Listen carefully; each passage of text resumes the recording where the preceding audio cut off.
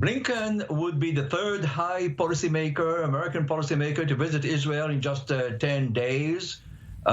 Jack Sullivan, the National Security Advisor, and William Burns, CIA Director, were here just a few days ago. And Blinken is going to be the third person to come.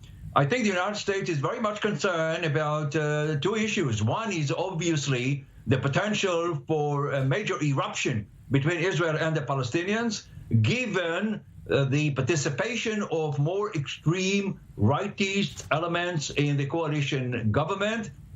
And the second issue is Israeli policy on the Palestinian issue. Biden talked to Netanyahu after the terrible terror attack in Jerusalem, and before that, there were all kinds of communication between the two sides. The United States also condemned the decision of the Palestinian Authority to suspend security coordination with Israel. But I think that the purposes of all these visits are, number one, to find out what the Israeli government is up to, whether or not this government is going to change anything in relations with the Palestinians, and second of all, to warn perhaps the government about any major changes in the status quo on the Temple Mount as well as on the ground.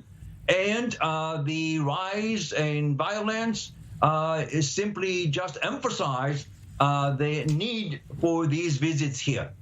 And one of the big things you mentioned is emphasizing the U.S. administration's policy, status quo regarding Temple Mount, but also the idea of settlements and where the red lines are there. One of the things announced by the Security Cabinet in the aftermath of those terror attacks was to increase settlement activity to be introduced in the next few days. No word yet on what exactly that means, but it sounds like they are heading towards a confrontation with the U.S. over that. Yes, and obviously the Biden administration does not think that there is much potential now for peace negotiations or another round of negotiations, but they do not want any action to prevent the possible implementation of the two-state solution in the future. And any increase in settlements would jeopardize this solution. And therefore, Blinken will talk to Netanyahu and warn him about any such move. Yesterday, the cabinet said they will discuss expansion of settlements in the future, next few days, maybe next few weeks. And I think there's going to be some confrontation. Not only the confrontation is going to be inside the government between the more extreme elements and Netanyahu and Gallant, the Minister of Defense, who would not be interested in, at that time, to increase the potential for more violence and tension. So this is what Netanyahu will tell the United States. So we are not going to do that now. Okay, thank you very much, Eitan. Stay with us on the line. We're going to come back to you after a break. Before that break, I want to come back to you, Owen. Briefly speaking, though, he mentioned that they are trying to warn Netanyahu and Ben-Gvir not to change too many status quos. The question is, given the events that we've seen, are they willing to be warned? No, you're absolutely right.